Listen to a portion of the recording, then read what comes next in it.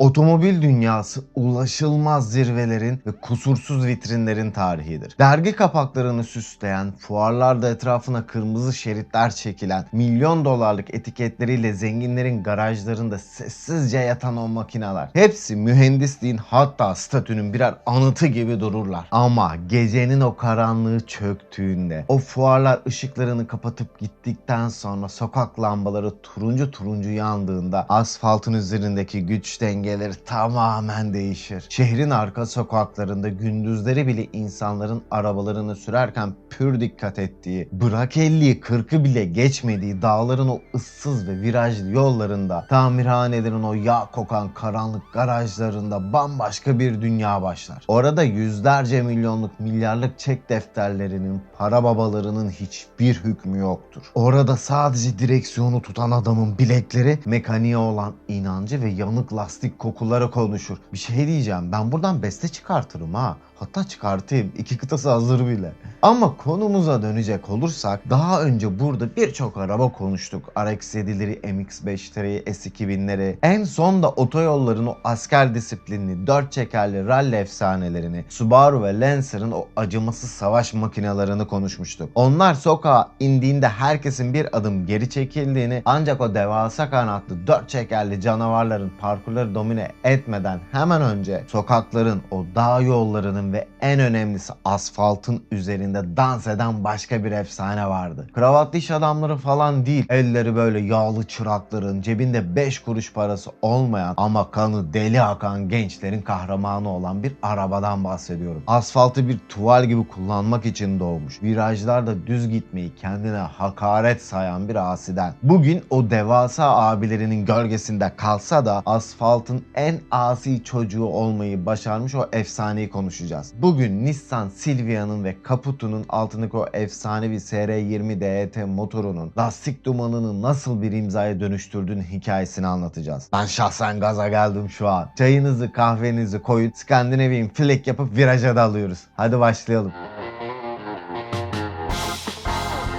Bu serserinin, o hırçın dansçının hikayesini tam olarak anlayabilmek için şöyle biraz geçmişe doğru gidelim. Onun atalarının o ağır sanayi çeliğini nasıl dövdüğüne bir bakalım. Arabanın ruhu üretildiği dönemin kokusunu taşır çünkü. Hikayemiz Japonya'nın dışa bağımlılığını kırmak için tırnaklarıyla kazıdığı o zorlu yıllara, 1910'lara uzanıyor. Masahiro Hashimoto adında kafayı arabalarla bozmuş vizyoner bir mühendis, Japonya'nın kendi yollarında kendi arabaları yürüyecek kardeşim diyerek Kawai Shinsha adında ufacık bir atölye kuruyor. Tabii o zamanlar vizyon çok ama para yok. Ona inanan 3 dostu Den, Aoyama ve Takeuchi ceplerindeki son kuruşları bu adama veriyorlar. Hashimoto da 1914'te ürettiği ilk arabaya bir vefa borcu olarak bu 3 dostunun soyadlarının baş harfini veriyor. DAT. Bu 3 harf Japon otomotiv tarihinin temel taşıdır. İlklerdendir. Taro Yamaha'nın 1904'te yaptığı buharla çalışan otobüsü, 1907'deki Takuri'yi ve 1910'daki Kunisho'yu saymazsak tabii. Neyse yıllar geçiyor, atölye büyüyor ve ürettikleri yeni ufaklıklara DAT'ın oğlu anlamına gelen Datsun demeye başlıyorlar. Ama Japonca'da son kelimesi zarar, kayıp anlamına geldiği için bunu doğan güneşi temsil eden Sun ile değiştirip o meşhur Datsun ismini yaratıyorlar. Gel zaman git zaman 1934 yılında tüm bu emekler, bu inat Nissan Motor Company çatısı altında birleşiyor ve bizim Katana'ya ilk çekiç darbesi o gün iniyor. İkinci Dünya Savaşı gelip geçtikten sonra Nissan'ın tek derdi insanları işe götürüp getirecek ucuz, yürüyen tenekeler yapmaktı. Ama 60'lı yıllara gelindiğinde Japonya silkelenip toparlanmış, sokaklardaki insanlarsa sadece A noktasından B noktasına gitmekten ziyade otomobille bir duygu bağı kurmak istiyordu. Silvia ismi tam olarak bu duygu arayışının ortasında 1964 yılının Tokyo Motor Show'unda doğdu. Roma mitolojisinde ormanların ve doğanın zarif perisi anlamına gelen Silvia. Ancak ilk nesil Silvia CSP 311 yani bugün bildiğimiz o lastik yakan asi torunlarına hiç benzemiyordu. Nissan mühendisleri onu adeta bir mücevher gibi tamamen el işçiliğiyle inşa etmişlerdi. Hani şimdi süper sporlarda konuştuğumuz o harika detay,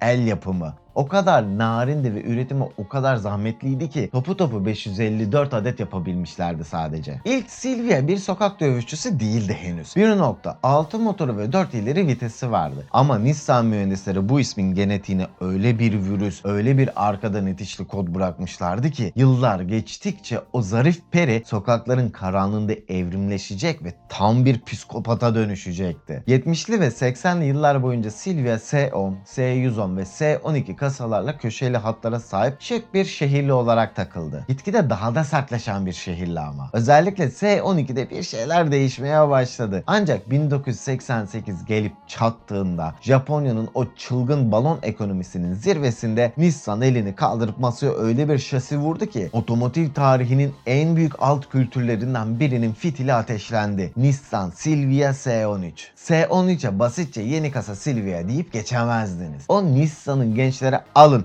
bu sizin boş tuvaliniz, ne çizerseniz onu yaşarsınız diyerek sunduğu bir hediyeydi. İncecik farları o yere yakın duruşuyla dışarıdan yine şık görünüyordu. Ama altında çoklu bağlantılı muazzam bir arka süspansiyon sistemi yatıyordu. Bu araba viraja girdiğinde arkasını bırakmak için bildiğin sürücüsüne yalvarıyordu. Bırak beni bir bırak kayayım diyordu. İşte bu şasi mimarisi o meşhur S şasi efsanesinin sokaklara tam anlamıyla hükmetmeye başladığı andı. Japonya'nın o dar dağ yollarında geceleri toplanan gençler bu arabanın o kusursuz dengesini keşfettiklerinde artık hiçbir şey eskisi gibi olmayacaktı. 1988'de S13 piyasaya çıktığında Japonya'da yer yerinden oynadı. Ortalık o kadar sarsıldı ki o ciddi otomotiv otoriteleri bile bu şasinin kusursuzluğuna şapka çıkartmak zorunda kaldı. S13 o yıl prestijli Japonya yılın otomobili Japan Car of the Year ödülünü aldı. Gözlerinizin önüne şunu getirin. Geceleri dağ yollarında yanlayan, yastık yakan polislerden kaçan bir araba gündüzleri ülkenin en büyük otomobil vitrininde bir numaralı ödülle poz veriyordu. Geceleri Batman, gündüzleri Bruce Wayne yani. Ama S13 tek bir yüzle gelmedi. Nissan bu şasiyi iki farklı karakterle sokaklara saldı. Biri o ince, zarif, sabit farlarıyla tanıdığımız Silvia, diğeri ise pop-up farlarıyla fastback kardeşi 180 SX. Aynı şasi, aynı ruh ama iki farklı bakış, iki farklı tasarım. Tam bu noktada o fabrikaların soğuk kuralları bitti ve sokağın kanunu başladı. Dağ yollarının o meşhur TOG yarışlarında limitleri zorlayan, bariyerlerle öpüşen 180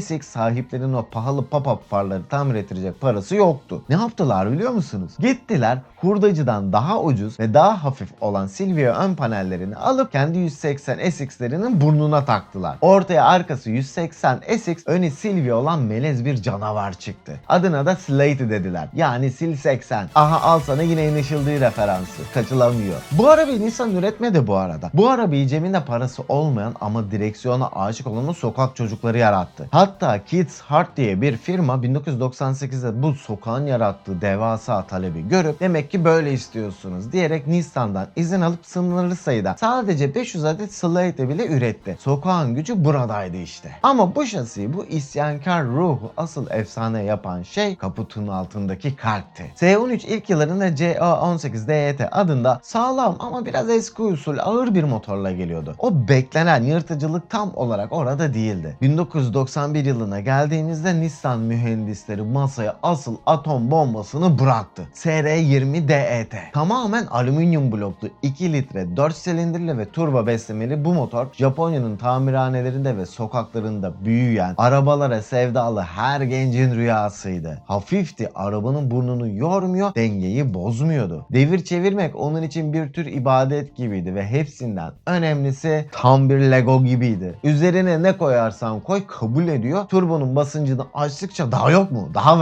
ver diye çığlık atıyordu. İşte Silvia'yı Silvia yapan, onu o driftin dumanlı tanrısına dönüştüren şey SR20 DET motorunun o vahşi hırıltısı ile S şasinin o kıvraklığının birleşmesiydi. Silvia artık sadece bir araba olmaktan çıkmıştı. Ve takvimler 1993'ü gösterdiğinde S13'ün sokaklarda yarattığı o kocaman fırtınanın ardından herkes Nissan'ın bir sonraki hamlesini bekliyordu. Beklenti o kadar büyümüştü ki markanın ve mühendislerinin omuzlarında dünya kadar yük vardı. Sonunda Nissan Silvia S14 sahneye çıktı. Ama S14 geldiğinde ortada ufak bir şok dalgası yaşandı. Araba büyümüştü. Japonya'nın o meşhur boyut vergisi sınırlarını aşmış, daha geniş, daha uzun ve doğal olarak biraz daha ağır bir arabaya dönüşmüştü. S13'ün o narin incecik kıvrak yapısı gitmiş, yerine otoyollarda daha kaslı, biraz daha Grand Tourer havasında bir gövde gelmişti. Daha Wangan'a yakışır bir arabaya dönüşmüştü yani. Tabii kaputun altında işler tıkırındaydı. O efsanevi SR20 DET motoru yerli yerindeydi ve artık çok daha zekiydi. Nissan bu bloğa VTC yani değişken sübap zamanlaması sistemini ve daha büyük bir turbo olan T28'i eklemişti. Uzun lafın kısası artık o alt devirlerdeki cansızlık gitmiş, gaza dokunduğun an seni koltuğa yapıştıran muazzam bir tork gelmişti. Araba mekanik olarak kusursuzdu. Ama bir sorun vardı. Hem de çok büyük bir sorun. İnanmayacaksınız belki ama arabanın tipiydi bu sorun. 1993 ile 96 yılları arasında üretilen ilk nesil S14'lere Japonca önceki dönem anlamına gelen Zenki dendi. Zenki'nin o yuvarlak, yumuşak hatları ve özellikle uysal bakan ön farları. S13'ün o psikopat ruhuna aşık olan sokak yarışçıları Zenki'yi gördüğünde resmen hayal kırıklığına uğradı. Araba adeta sıradan bir aile sedanı gibi, bir sabun kalıbı gibi duruyordu. Dağ yollarında geceleri aynadan bu arabayı gören kimse korkmuyordu. Güçlüydü, çok iyi anlıyordu. Ama o serseri ruhu, o tehlikeli ve sinirli bakışı yoktu. Satışlar ve sokaktaki itibar bir anda teklemeye başladı. Sokaklarda ve modifiye garajlarına mırıldanmalar başlamıştı. Nissan Silvia'yı ehlileştirdi. Nissan sokaktan gelen bu homurdanmayı duydu. Hem de çok net duydu. Mühendisler ve tasarımcılar acilen masaya geri döndüler ve 1996 yılında hatalarını öyle bir düzelttiler ki ama ne düzeltme. Al üniversitede otomobil estetiği 101'de ders olarak okut. İkisini de şöyle bir koyayım ki iyice anlayın. Aradaki farka bakar mısınız ya?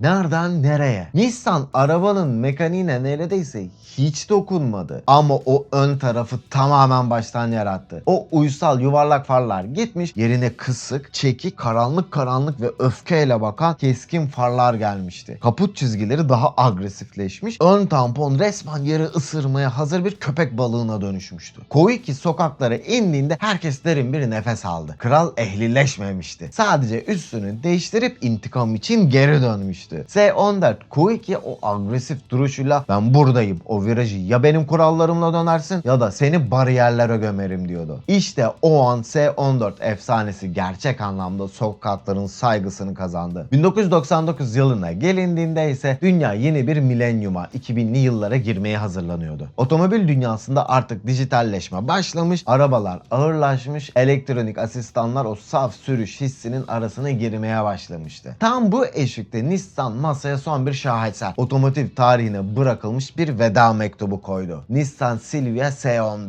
S14'te yapılan o arabayı büyütme ve ağırlaştırma hatasından çok net bir ders çıkartılmıştı. S15 sahneye çıktığında kimse gözlerine inanamadı. Çünkü araba küçülmüştü. Nissan mühendisleri o Grand Tourer havasını çöpe atıp arabayı tekrar Japonya'nın o sıkı boyut vergisi sınırlarının içine S13'ün o narin ve kıvrak boyutlarına geri çekmişlerdi. Ama bu sefer ortada narin bir peri falan yoktu. Bugün bile 2026 yılında bir S15'i modern süper sporların yanına koyun 1 milimetre bile sırıtmaz. O ok gibi ileri atılan burun tasarımı, yan profilden arkaya doğru uzanan o agresif ama akıcı omuz çizgisi ve en önemlisi o farlar. S14 Koike'nin öfkesini almışlar, onu bir sanat eserine, bir ressamın elinden çekmiş, harika bir tabloya çevirmişlerdi. Bu araba dururken bile saatte 200 km hızla gidiyor gibi görünüyordu. Fakat S15'in efsanesinin sadece tasarımı veya mekaniği büyütmedi. Onu dünyanın en çok arzulanan arabalarından biri yapan şey Nissan'ın aldığı o acımasız karardı. Bu araba sadece Japonya için üretilecekti. Avustralya ve Yeni Zelanda gibi sağdan direksiyonlu birkaç şanslı pazarı saymazsak. Sol direksiyonlu bir S15 fabrikadan hiçbir zaman çıkmadı. Amerika, Avrupa ve dünyanın geri kalanı bu arabaya sadece Gran Turismo oynarken ve Japonya'dan gelen o efsanevi Best Motoring videolarını izlerken dokunabildi.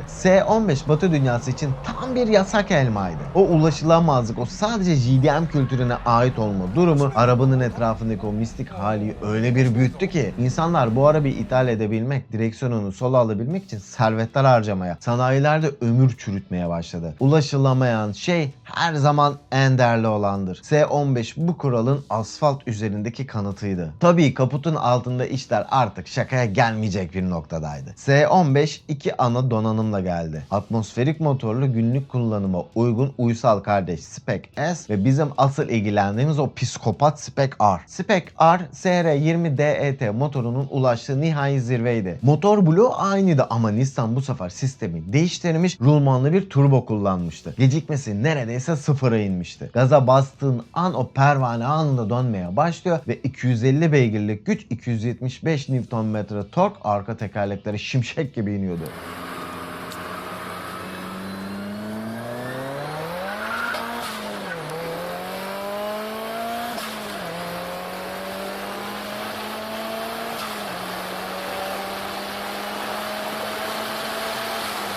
Ama Spec R'ı asıl kusursuz yapan şey sadece motor gücü değildi. Nissan bu arabaya Ace'in S2 marka muazzam bir 6 ileri manuel şanzıman koydu. Ve o meşhur heliser kilitli diferansiyel. Bu sistem gücü o kadar akıllıca, o kadar pürüzsüz dağıtıyordu ki araba viraja girdiğinde sürücüsünün ne yapmak istediğini resmen telepati yoluyla anlıyordu. Sen sadece direksiyonla açıyı veriyor, gaza dokunuyordun. S15 geri kalan bütün o fizik kuralların, ağırlık transferlerini senin yerine hesaplayıp o kusursuz drift çizgisini çiziyor. S15 Spec R sadece güçlü bir araba değildi. Nissan mühendisleri şasinin esnemesini engellemek için arabanın iskeletine gizli gergiler, tavan ve bagaj direklerine ekstra çelik takviyeler kaynatmışlardı. Araba döküm demir gibi kas katıydı. Bu rigidlik sayesinde süspansiyonlar işini kusursuz yapıyor, sürücü yoldaki en ufak bir çakıl taşını bile direksiyonla hissedebiliyordu. S15 sürücünün vücudunun bir uzantısı, sokağın asfaltına batırılmış bir neşterdi. 2000'li yılların başına kadar drift dediğiniz şey polis telsizlerinde anons edilen bir suç, dağ yollarında gençlerin hayatlarını tehlikeye attığı bir alt kültürdü. Otomotiv federasyonları bu işe burun kıvırıyor, arabanın arkasını kaydırmak yarışmak değildir efendim, şovmenliktir diyerek kapıları kapatıyordu. Ama sokak o kadar gürültülü bağırıyordu ki bu sesi daha fazla duymazdan gelemezlerdi. Efsanevi Drifting Keiichi Tsuchiya ve Option dergisinin kurucusu Daijiro Inada masaya yumruklarını vurdular. Bu iş artık merdiven altı kalamaz diyerek 2000 yılının sonunda profesyonel drift tarihinin miladını yazdılar. D1 Grand Prix. İşte bu şampiyona başladığında o devasa stadyumlara, o geniş pistlere inen arabalara bir baktılar. Grid'in neredeyse yarısı aynı şasiden, aynı kandan geliyordu. S13'ler, S14'ler, S15'ler, Silvia sokakta öğrendiği o dansı şimdi milyonların önünde yasal bir arenada sergiliyordu. Eğer drift tarihinden bahsedeceksek ve S şasiyi anlatıyorsak masaya kan kırmızı bir efsaneyi koymak zorundayız. HKS'nin modifiye ettiği o meşhur kırmızı üstüne alev desenli S15 Spec R ve onun direksiyonundaki soğukkanlı katil Nobuteru Taniguchi, ki kendisinin Keiichi Tsuchiya ile YouTube kanalı vardır. Bir ara bakın. 2001 yılında D1 GP'nin ilk tam sezonunda Taniguchi ve onun HKS S15'i piste çıktığında fizik kuralları yeniden yazıldı. O araba viraja o kadar yüksek bir hızla, o kadar akıl almaz bir açıyla giriyordu ki tribündeki insanların nefesi kesiliyordu. Taniguchi S15'i bir orkestra şefi gibi yönetiyordu. O kırmızı S15 o yıl driftin ilk resmi şampiyonu oldu. Sokağın bıçkın delikanlısı artık dünyanın tescilli kralıydı. Peki neden dünyanın neresine giderseniz gidin, Japonya'dan Amerika'ya, Avrupa'dan Türkiye'nin pistlerine kadar drift yarışlarında hep S şasi arabalar görüyorsunuz? Neden başka bir araba değil? Bunun cevabı sadece nostalji veya popüler kültür değil. Bunun cevabı saf geometri. S şasinin dingil mesafesi drift için Tanrı'nın bir lütfudur. Ne arkayı aniden bırakıp spin atacak kadar kısa, ne de hantal kalacak kadar uzundur. Araba kaymaya başladığında o açıyı tutmak sürücü için bir mücadele değil, bir ritim tutturmaktır. İkincisi ve en büyük gerçek, önceden bahsettiğimiz şu Lego felsefesi. Nissan bu arabaları öyle bir üretti ki S13, S14 ve S15'in parçaları birbirine neredeyse